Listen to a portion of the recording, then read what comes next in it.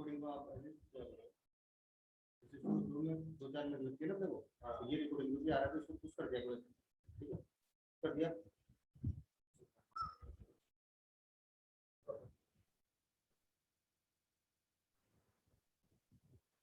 हम पढ़ रहे थे संविधान के कार्य। आज एक कार्य तो हमने पढ़ लिया था, दूसरा कार्य आज हम पढ़ रहे हैं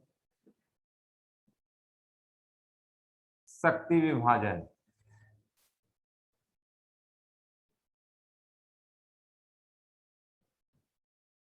शक्ति विभाजन और शक्ति विभाजन बहुत सिंपल सी चीज है।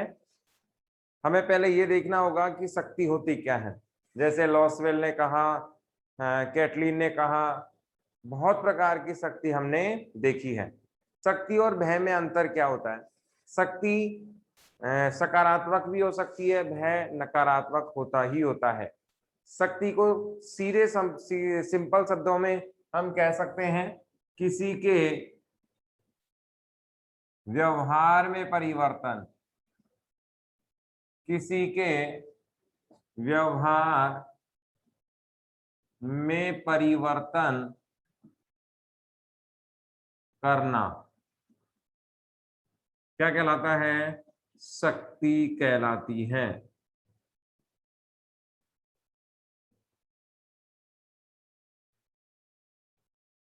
जैसे फॉर एग्जाम्पल आप देख सकते हैं, एक बच्चा लंच के दौरान, एक बच्चा लंच में शरारत कर रहा था।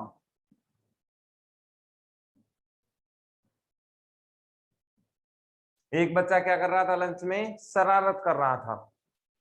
सामने से जीएल सर आ गए। जैसे ही वो जीएल सर को देखता है, वो बिल्कुल सादा यूं कहें नॉर्मल बिहेव करने लग जाता है। तो इसके व्यवहार में क्या आया? परिवर्तन। ये व्यवहार में परिवर्तन ही क्या कहलाता है? शक्ति कहलाता है। वास्तव में शक्ति क्या होती है? अदृश्य होती है, नजर नहीं आती है, लेकिन किसी के व्यवहार में परिवर्तन लाना क्या है? शक्ति कहलाती है। एग्जाम्पल समझ में आ रहा होगा। किसी के व्यवहार में डायरेक्ट इनडायरेक्ट क्या ला दे? परिवर्तन ला दे, तो क्या कहलाती है? शक्ति कहलाती है। जैसे फॉर एग्जाम्पल और देखते हैं इसमें। ये तो पहला एग्जाम्पल, जैसे रोड पे हम लोग ड्राइव कर रहे हैं, रोड पर क्या चला रहे हैं? कार चला रहे हैं। और जैसे ही हम स्टॉप एरिया पे आते हैं या लाइट एरिया पर आते हैं, तो वहां हमें क्या लगाने चाहिए थे? ब्रेक लगाने चाहिए थे, लेकिन हमने ब्रेक टच नहीं किए। यहाँ क्या हो रही थी? रेड लाइट हो रही थी। रेड लाइट पे क्या लगना चाहिए था? ब्रेक लगना चाहिए था, लेकिन हमने ब्रेक टच किए ही नहीं, गाड़ी रोकी नहीं और क्रॉस कर गए। फिर एक रेड लाइट क्रॉस की, दो की, तीसरी रेड लाइट पे वहां पर ट्रैफिक पुलिस, कौन सी पुलिस मिल गई अपने को? ट्रैफिक पुलिस मिल गई। जैसे ही ट्रैफिक पुलिस मिली, अब हम लोग वहां स्टॉप पर रुकने के लिए बाध्य हो गए। कारण क्या है? ट्रैफिक पुलिस के जो कांस्टेबल हैं उनके पास क्या है? शक्ति है। और आप जानते हैं शक्ति व्यवहार में परिवर्तन ला देती है। शक्ति हमें बाध्य करती है कि कानूनों की पालना आपको करनी ही पड़ेगी। और देखें, शक्ति अगर नहीं हो तो शासन में वैधता भी नहीं आती है। जैसे सत्य है, वो सत्ता और वैधता के साथ चलती है। जैसे शक्ति के साथ मिलकर वैधता मिलती है, वैधता, वैलिडिटी, तो क्या बन जाता है? सत्ता बन जाती है। सत्ता को हम क्या कह सकते हैं? सरकार कह सकते हैं। और वैधता को हम क्या कह सकते हैं? सोवर्टी कह सकते हैं, वैलिडिटी कह सकते हैं, और वेद कह सकते हैं। क्या कह सकते हैं? वेद कह सकते हैं, वैलिड कह सकते हैं। शक्ति की यदि हम बात करें तो इसे हम पावर तो कहते ही कहते हैं। पावर तो क्या है? कहते ही कहते हैं। इसमें हम और भी बात कह सकते हैं, जैसे व्यवहार में परिवर्तन करने का कार्य भी क्या है? शक्ति ही है। तो किसी के व्यवहार में परिवर्तन करना क्या कहलाता है? शक्ति कहलाता है। एग्जाम्पल हमने देखा, लंच के दौरान बालक क्या कर रहे हैं? शरारत कर रहे हैं। सामने से कौन आ गए? जीएल मेहता जी आ गए। तो बच्चे के व्यवहार में परिवर्तन आ गया, वो नॉर्मल व्यवहार अब करने लग गया। तो सामान्यतः व्यवहार में परिवर्तन ही क्या कहलाता है? शक्ति कहलाता है। अब ये दमनकारी भी हो सकता है, जैसे फॉर एग्जाम्पल तानाशाही शक्ति की हम बात करें तो वहां दमनकारी शक्ति हमें नजर आती है। दूसरा हमने देखा, हम बार बार क्या कर रहे थे? बहुत सारी रेड लाइट्स को ब्रेक कर रहे थे, लेकिन आगे जाकर हमने देखा कि ट्रैफिक हवलदार वहां पर बैठा हुआ था या अपनी ड्यूटी निभा रहा था, खड़ा हुआ था। जैसे ही हमने ट्रैफिक हवलदार को देखा, हमने अपनी गाड़ी को रोक लिया। अब ऐसे में क्या होगा? हमारी गाड़ी जब रुकेगी तो उसमें क्या हुआ? परिवर्तन हुआ। पहले व्यवहार कुछ और हो रहा था, अभी व्यवहार कुछ और होगा। तो शक्ति साधारणतः मानव व्यवहार में परिवर्तन का क्या है? कारण है। शक्ति जब किसके साथ मिलती है? वेद्यता के साथ। किसके साथ मिलती है? वेद्यता के साथ। तो क्या कहलाती है? सत्ता कहलाती है।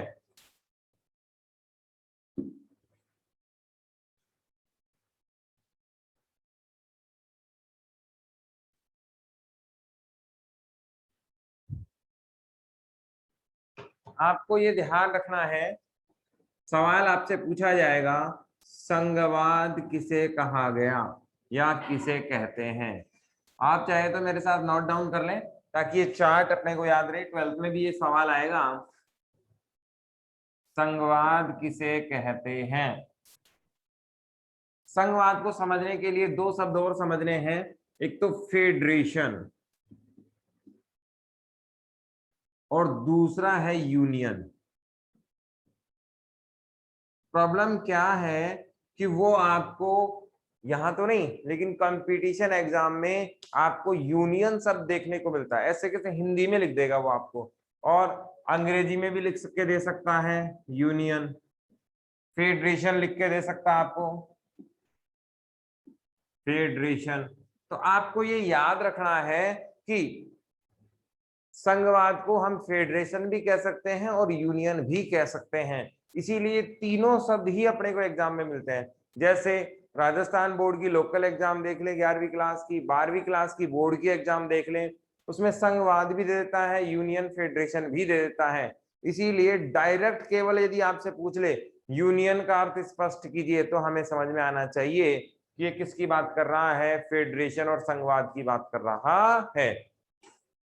अब हम इसकी परिभाषा देखते हैं, तो तीनों एक ही चीज है, तो परिभाषा भी एक होगी। सत्ता का ऊर्ध्वाधर बंटवारा, सत्ता का ऊर्ध्वाधर बंटवारा क्या कहलाता है? संघवाद कहलाता है। सत्ता का ऊर्ध्वाधर बंटवारा संघवाद कहलाता है, संघवाद कहलाता है। आपको ये ध्यान में होना चाहिए कि सत्ता का जो ऊर्ध्वाधर बंटवारा है वो क्या कहलाता है? संघवाद कहलाता है। Horizontal power distribution it call to federation या यूनियन। ठीक है, आपको ये परिभाषा याद रखनी है, चाहे तो आप लिख लें, बहुत काम की है। 12th में ये बड़ा टॉपिक आने वाला है कि संघवाद क्या है और ये किस प्रकार से कार्य करता है। संघवाद को और क्या कह सकते हैं? फेडरेशन कह सकते हैं, यूनियन कह सकते हैं। परिभाषा क्या है? सत्ता का ऊर्ध्वाधर बंटवारा क्या कहलाता है? संघवाद कहलाता है। अब इसका एक एग्जाम्पल हम देखते हैं।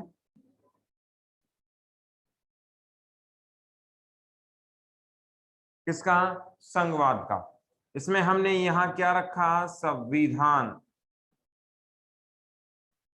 संविधान भारत का एग्जाम्पल है ये।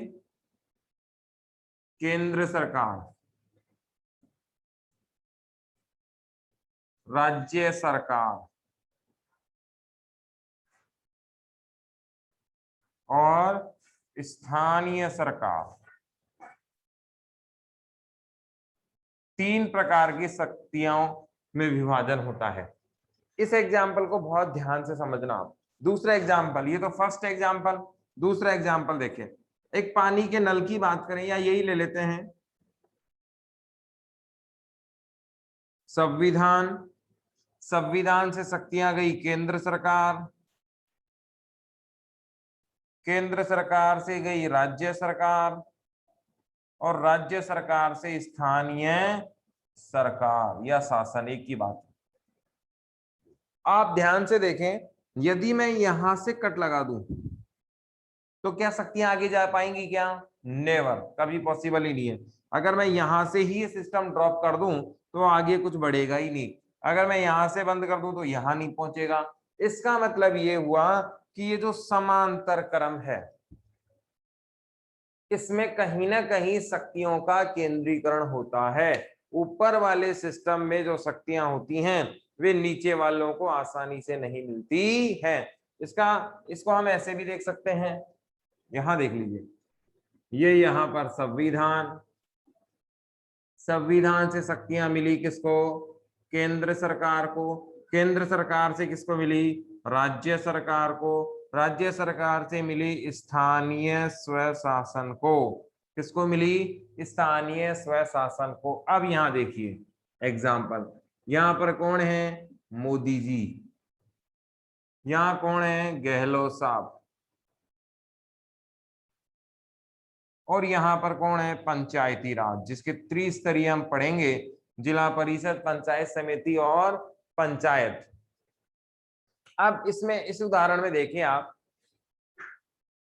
केंद्र सरकार बीजेपी की, राज्य सरकार कांग्रेस की, तो क्या दोनों में बनने कभी पटी है, कभी बनी है? नहीं, दो विरोधी दल हैं और दोनों की धाराएं अलग अलग हैं, एक पूरब है तो दूसरा क्या है? पश्चिम है। ऐसे में क्या मोदी जी नहीं चाहेंगे गहलोत सरकार को हटाना? क्या 356 का दुरुपयोग नहीं होगा? 100% होगा। लेकिन ऐसा ना हो, केंद्र सरकार राज्य के अधिकारों से राज्य को वंचित ना करे, इसीलिए ये सारी व्यवस्थाएं की जाती हैं ताकि हर हाल में राज्य सरकार बनी रहे, स्थानीय शासन बना रहे और केंद्र की दादागिरी ना आए।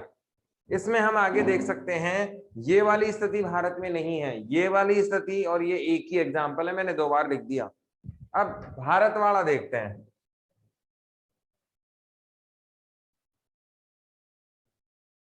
भारत में स्थिति है ये, इसको कहा गया है ऊर्ध्वाधर बंटवारा, ये वाला हॉरिजेंटल। क्या कहते हैं? हॉरिजेंटल या ऊर्ध्वाधर बंटवारा इसे कहते हैं। आप देखें, यदि संविधान से केंद्र को ताकत मिल रही है और मैं इसे यहां कट कर दूं, आप देखें, केवल और केवल कट किसका हुआ है? केंद्र का हुआ है, राज्य का और स्थानीय शासन का कहीं कोई कट नहीं हुआ है। इससे हमें ये स्पष्ट हो गया कि केंद्र राज्य से शक्ति लेता है, केंद्र संविधान से शक्ति लेता है, राज्य भी संविधान से शक्ति लेता है और स्थानीय सरकार भी संविधान से शक्तियां लेती हैं। इसका मतलब ये हुआ कि केंद्र सरकार के अधीन तो होते हैं लेकिन एक प्रकार से बंदी से नहीं है। तो ये क्या कहलाया? शक्तियों का स्पष्ट विभाजन। क्या कहलाएगा? शक्तियों का स्पष्ट विभाजन। अब यहां पर सवाल क्या क्या बने आपको ये ध्यान में रखना है। पहला सवाल, भारतीय व्यवस्था में शक्तियों का स्पष्ट विभाजन पाया जाता है, स्पष्ट कीजिए। आप ध्यान रखना, अमेरिका का एग्जाम्पल थोड़ा सा अलग है, इसके बाद हम देखेंगे कि वहां की जो व्यवस्था है वो बिल्कुल ही अलग है, अपने से 100% ही क्या है? अलग है, वो अपने पे मैच नहीं करती। तो उसको तो हम बाद में देखेंगे, पहले हम ये देख लें कि भारत की जो व्यवस्थाएं है शक्ति की वो किस प्रकार की है। पहला सवाल हमारा बना, संघवाद किसे कहते हैं? तो संघवाद क्या है? सत्ता का ऊर्ध्वाधर बंटवारा क्या कहलाता है? संघवाद कहलाता है। इसके अन्य नाम क्या है? फेडरेशन कह सकते हैं इसको, यूनियन कह सकते हैं। भारत में वास्तव में क्या पाया जाता है? यूनियन पाया जाता है। क्या है? यूनियन। और इसके लिए जो शब्द यूज किया गया है राज्यों का संघ। क्या यूज किया गया है? राज्यों का संघ। इसको अंग्रेजी में कहते हैं यूनियन ऑफ स्टेट। आपको याद रखना है, बहुत काम की चीज है। भारत के संविधान में कहीं पर भी संघ शब्द का उल्लेख नहीं है, ये भी याद रखना आपको। भारत के संविधान में कहीं पर भी संघ शब्द का उल्लेख नहीं है। क्या है उसकी जगह? राज्यों का संघ का उल्लेख है। तो आपको थोड़ा सा ये ध्यान में रखना है कि संघवाद की परिभाषा हमारे हो गई। सत्ता के ऊर्ध्वाधर बंटवारे को क्या कहते हैं? संघवाद कहते हैं। इसके बाद कहा कि संविधान के ऊर्ध्वाधर, संविधान से शक्तियों का कैसा है ऊर्ध्वाधर बंटवारा, उसका एग्जाम्पल हमने लिख लिया कि संविधान से किसको शक्तियां मिल रही हैं? केंद्र सरकार को शक्तियां मिल रही हैं। किसको शक्तियां मिल रही हैं? राज्य सरकार को शक्तियां मिल रही हैं। किसको शक्तियां मिल रही हैं? स्थानीय सरकार को शक्तियां मिल रही हैं। और ये इस तरीके से तो है ही हैं, जिम्मेवार तो है ही हैं, लेकिन जब बारी आती है हटाने की या पावर की या तानाशाही की, तो ये मामला कहां चला जाता है? संविधान पर। आपको याद होगा हिमाचल की सरकार को, हिमाचल प्रदेश की सरकार को मोदी सरकार ने हटा दिया था। और आप जानते ही हैं, अगर कोई सरकार, केंद्र सरकार राज्य की सरकार को हटाती है तो उसके लिए कौन सा प्रावधान है? भाग 18, भाग 18 अनुच्छेद 356 356 में उल्लेख है कि राज्य में राष्ट्रपति शासन, राज्य में राष्ट्रपति शासन लगाया जाएगा। राज्य में क्या लगाया जाएगा? राष्ट्रपति शासन लगाया जाएगा। यहां से देखें एग्जाम्पल फिर से, हिमाचल प्रदेश की सरकार क्या है? हटा दी गई। किसके द्वारा हटा दी गई? मोदी जी के कार्यकाल में ये घटनाक्रम हुआ। आप जानते हैं कि भारत के संविधान में टोटल भाग कितने हैं? 22। एक एग्जाम्पल और देख लें आप, फिर वो ज्यादा समझ में आएगा। भारत के संविधान में कुल अनुच्छेद टोटल कितने हैं? इसके बाद में देख लेते हैं, जगह नहीं बचेगी। भाग 18 में ये उल्लेख है, अनुच्छेद 356 भाग 18 किससे संबंधित है? आपातकाल से, आपातकाल से संबंधित है। और अनुच्छेद कौन सा हुआ? 356 365 सॉरी 356 356। राज्य में राष्ट्रपति शासन लगाया जाएगा, ये इसमें उल्लेख है राष्ट्रपति के तहत। लेकिन सुप्रीम कोर्ट ने, दिल्ली के उच्चतम न्यायालय ने, भारत का जो एकमात्र है, उन्होंने राष्ट्रपति और मोदी सरकार के फैसले को बदल दिया और हिमाचल प्रदेश की सरकार को दोबारा ले आए। इन्होंने कहा कि ये जो आपातकाल आपने लगाया है, मोदी जी की गवर्नमेंट ने राष्ट्रपति शासन लगाया है, वो सही नहीं है, इसे वापस रिवाइज किया जाना चाहिए, हटाना चाहिए। सवाल क्या क्या बने? संघवाद किसे कहा जाएगा? सत्ता के ऊर्ध्वाधर बंटवारे को क्या कहेंगे? संघवाद। दूसरा, भारत के संविधान में संघ शब्द का उल्लेख है 0 बार, कभी भी कहीं भी नहीं है। भारत के संविधान में शब्द यूज किया गया है राज्यों के लिए, राज्यों का संघ, यूनियन ऑफ स्टेट। संघवाद को और क्या कह सकते हैं? फेडरेशन और यूनियन कह सकते हैं। भारत में अंग्रेजी शब्द जो सही बैठता है वो कौन सा है? यूनियन है। क्या है? यूनियन। राज्यों का जो संघ शब्द है उसका अर्थ क्या है, ये देख लें। राज्यों का संघ शब्द है, उसका अर्थ है, एक एग्जाम्पल आप समझें, जब देश आजाद हो रहा था, देश आजाद हुआ,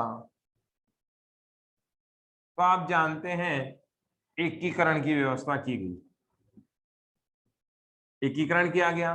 और एकीकरण में अहम भूमिका किसकी थी? सरदार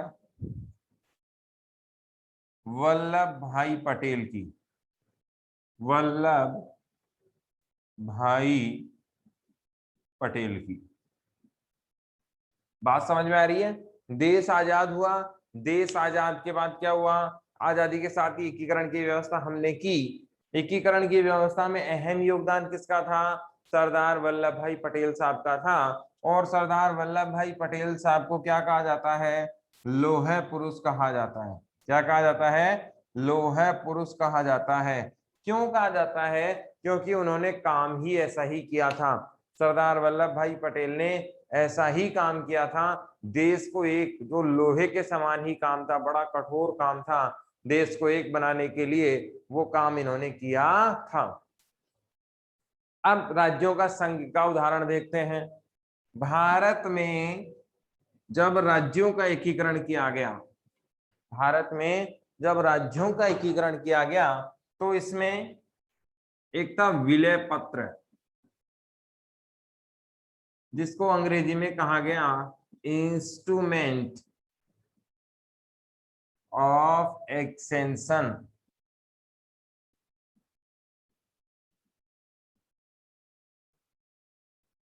इंस्ट्रूमेंट ऑफ एक्सटेंशन, और हिंदी में क्या कहा गया? इसको विलय पत्र कहा गया। आपको ये बात ध्यान में रखनी है कि विलय पत्र क्या है, इंस्ट्रूमेंट ऑफ एक्सटेंशन क्या है। 12th में जब हम कोर्स शुरू करेंगे तो वहां भी ये इसका कुछ भाग आएगा। एकीकरण पहला ही चैप्टर है हमारा कि एकीकरण कैसे है और क्या है। इंस्ट्रूमेंट ऑफ एक्सटेंशन के बारे में हम जाने, सरदार वल्लभ भाई पटेल ने देश के सभी राजाओं से ये कहा कि आप देश में शामिल हो जाएं।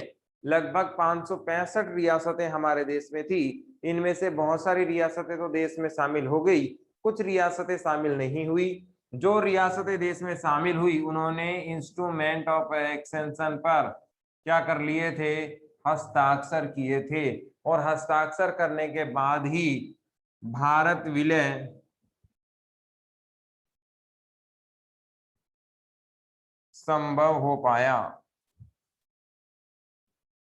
जैसे ही हस्ताक्षर किए, भारत विलय क्या हो गया?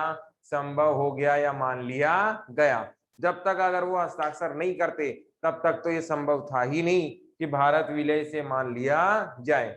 जैसे ही राजाओं ने इस पर हस्ताक्षर किए, भारत विलय क्या हो गया? कंप्लीट हो गया। तो सवाल अपने को ध्यान में रखना है कि विलय पत्र किसे कहा जाएगा, या विलय पत्र क्या था? देसी राजाओं ने आजादी के समय भारत में एकीकरण में सहयोग देने के लिए या भारत में शामिल होने के लिए किस पर साइन किए थे? विलय पत्र पर साइन किए थे। इसे ही क्या कहा गया? इंस्ट्रूमेंट ऑफ एक्सटेंशन या विलय पत्र कहा गया। अब इन राजाओं को जब विलय किया गया,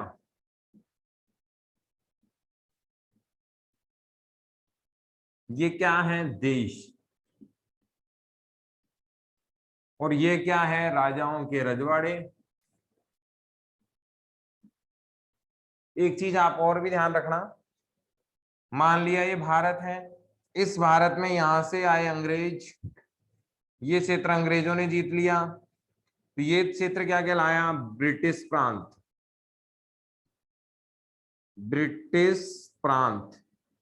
ऐसे क्षेत्र जो सीधे अंग्रेजों के अधीन थे क्या कहलाए? ब्रिटिश प्रांत कहलाए।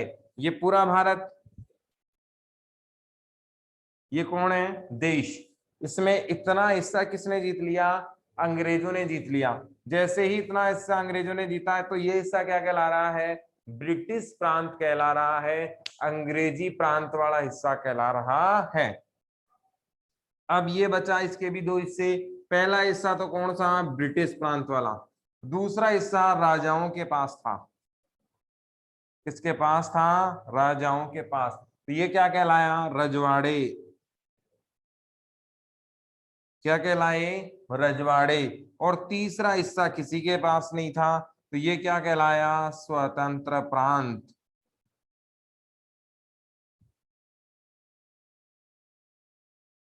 ये बात समझ में आ रही है कि भारत को कितने भागों में बांटा गया? 3। पहला कौन सा? वे प्रांत जहां पर अंग्रेजों का राज था, वो कौन सी प्रांत कहलाई? ब्रिटिश प्रांत कहलाई। दूसरी प्रांत वे जिन पे राजाओं का राज था, कौन सी प्रांत कहलाई? रजवाड़े या राजा का शासन कहलाया। तीसरा, वे जहां किसी का ही राज नहीं था, क्या कहलाया? स्वतंत्र प्रांत कहलाए। इसमें कोई कंफ्यूजन प्रिया? No sir. समझ में आ रहा है ये? Yes sir. ओके। इसके बाद हम देखें तो इन राजाओं को जब देश में शामिल किया गया तो इनसे किसी भी प्रकार का वादा नहीं किया गया था। इनसे किसी भी प्रकार का वादा नहीं किया कि आप हम हमारे देश में शामिल होंगे तो हम आपको ये दे देंगे, ऐसा कुछ कर देंगे, ऐसा कोई वादा हमने किया ही नहीं। और वास्तव में होना भी यही चाहिए, क्योंकि समझौता, कॉन्ट्रैक्ट 2 लोगों में होता है। समझौता कितने लोगों में होता है? 2 लोगों में होता है।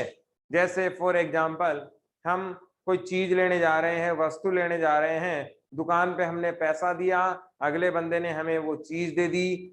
कितने टाइप का मामला हो गया? 2 टाइप का। पैसे के बदले हमने क्या ले ली? वस्तु। क्या कहलाएगा? समझौता कहलाएगा।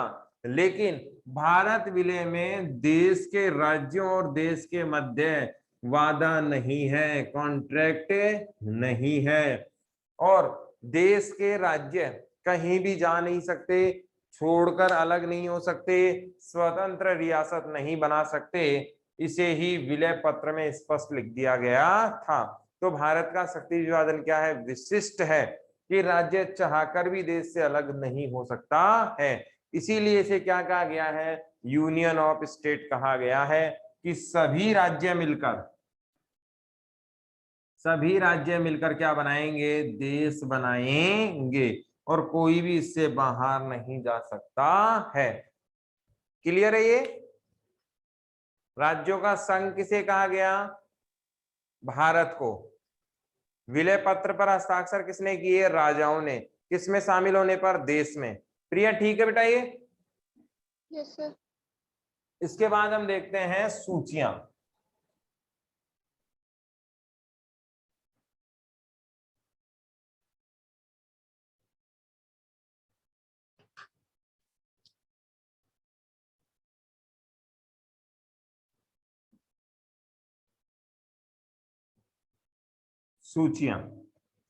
सूचियों की बात करें तो इसमें मुख्य 3 सूचियां हैं। संघ सूची, राज्य सूची और समवर्ती सूची।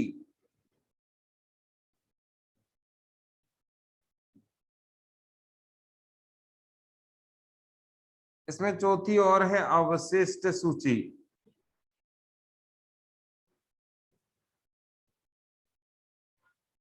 ये 4 प्रकार की इसमें सूचियां हैं। अब इससे पहले सूचियों को देख के हम अमेरिका का उदाहरण देख लेते हैं। अमेरिका में क्या है? भारत में शक्ति विभाजन, वहां है पृथक्करण। पृथक का मतलब आप समझ रहे हैं, जैसे फॉर एग्जांपल ये डस्टर है, मैंने इसका आधा हिस्सा अलग किया और आपको दे दिया, ये क्या है? पृथक्करण कहलाता है। 100% पार्टिसिपेट, पार्टीशन, 100% पार्टीशन। आप जानते हैं दोहरा शासन, यानी कि 2 स्तर का शासन कहां पाया जाता है? अमेरिका में। यहां क्या है? केंद्र में सरकार अलग, केंद्र में सरकार क्या है? अलग, राज्यों में सरकार क्या है? अलग। समझ में आ रही है मेरी बात? केंद्र में सरकार क्या है? अलग, राज्यों में सरकार क्या है? अलग। अब आप सोच रहे होंगे सेम स्थिति तो भारत में है, केंद्र में मोदी जी बैठे हुए सरकार लेके, गहलोत साहब राज्य में बैठे हुए सरकार लेके, लेकिन यहाँ अंतर क्या है? भारत में संविधान क्या है? एक, जो पूरे देश पे लागू होता है, और एकमात्र संविधान है, लेकिन यहाँ अलग अलग संविधान है। यहाँ का संविधान अलग, यहाँ का संविधान अलग, एक बात। दूसरी बात, यहाँ की नागरिकता भी अलग अलग है। यहाँ पर क्या पाई जाती है? दोहरी नागरिकता। जैसे मान लीजिए कोई अमेरिका का नागरिक है तो साथ में वो वॉशिंगटन डीसी का भी होगा, फ्लोरिडा का भी हो सकता है, किसी भी राज्य का नागरिक होगा, साथ में देश का नागरिक भी होगा। लेकिन भारत में केवल एक ही जगह का नागरिक होता है। फॉर एग्जाम्पल, जैसे भारत का नागरिक है तो वो हरियाणा, राजस्थान, पंजाब, उड़ीसा का नहीं हो सकता। कोई भी व्यक्ति राजस्थान से उड़ीसा, मध्य प्रदेश, भारत के किसी भी इलाके में जा सकता है जो भारत सरकार द्वारा प्रतिबंधित ना हो। सेना, सुरक्षा और वैज्ञानिक तथ्यों के आधार पर जिन चीजों को बंद किया गया है वहां को छोड़कर आप कहीं भी जा सकते हैं। जो सुरक्षा की दृष्टि से भारत सरकार के अधीन क्षेत्र हैं उनको छोड़कर, या ऐसे क्षेत्र जहां जान का जोखिम है, ऐसे क्षेत्रों को छोड़कर आप कहीं भी पूरे भारत में आ जा सकते हैं, क्योंकि आपके पास नागरिकता क्या है? इकहरी नागरिकता है, वो भारत की है। इसका मतलब आप पूरे भारत में एक साथ कहीं भी जा आ सकते हैं। आर्टिकल 19 पढ़ेंगे हम लोग, भारत के संविधान का आर्टिकल कौन सा पढ़ेंगे? 19।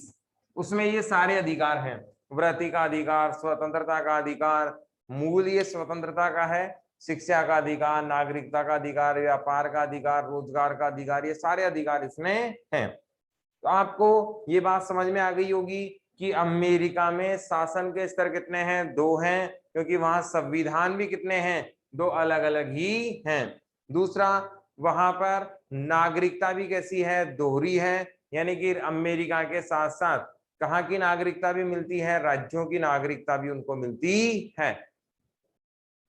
जबकि भारत में नागरिकता कैसी है? एक ही है, और वो किसकी मिलती है? भारत की। राज्यों की नागरिकता नहीं मिलती है।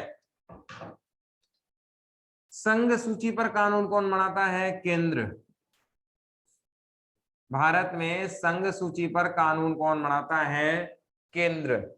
राज्य सूची पर कानून कौन बनाता है? राज्य। समवर्ती सूची पर कानून कौन बनाता है? दोनों,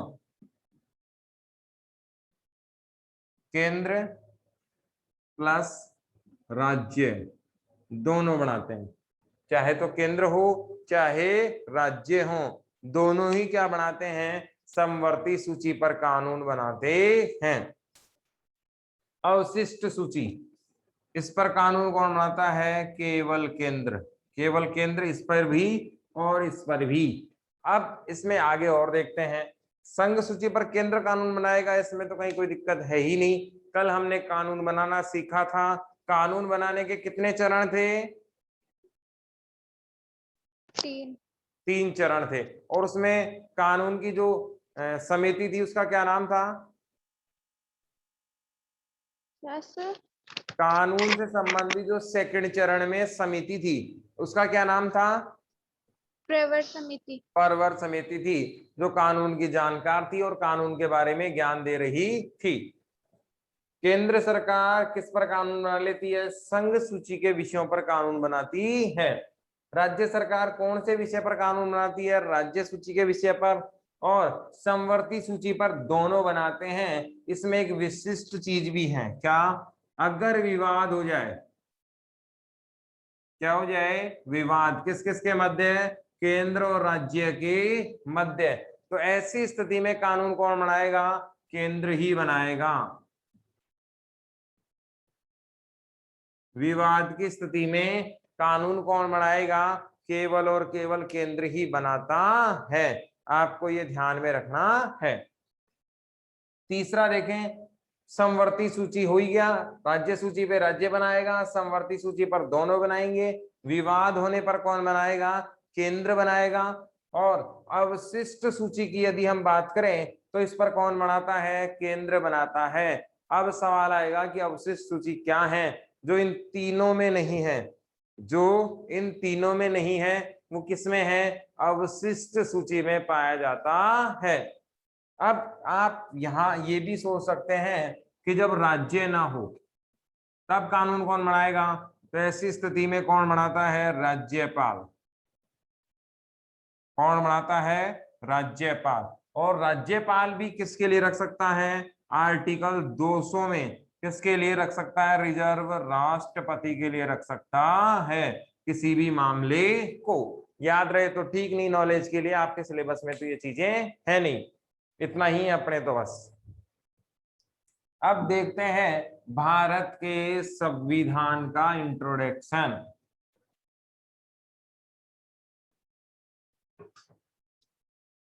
इसमें देखते हैं संविधान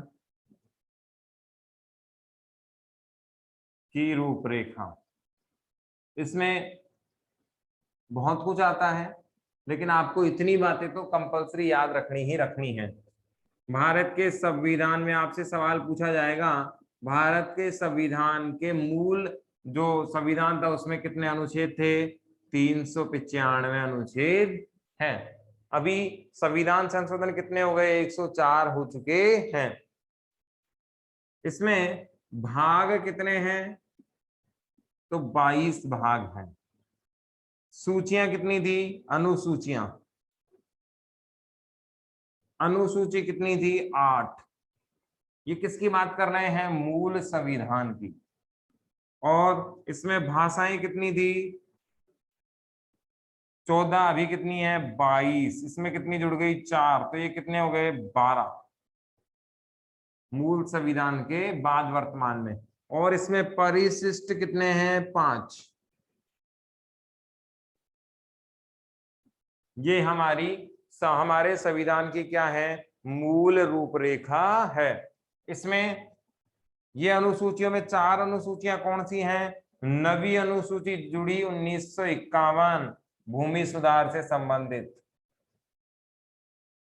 भूमि सुधार। कौन सी अनुसूची जुड़ी, भूमि सुधार। फिर 10वीं अनुसूची थी दल बदल 1985, किससे संबंधित थी, दल बदल। और फिर 11वीं अनुसूची 1992 73वां संविधान संशोधन पंचायती राज से संबंधित। 12वीं अनुसूची ये भी सेम डेट, 74वां संविधान संशोधन नगर निकाय या नगरीय प्रशासन से संबंधित है। कल इसको अपन डिटेल से पढ़ेंगे। आज क्लास का टाइम अप हो गया है। Thank you.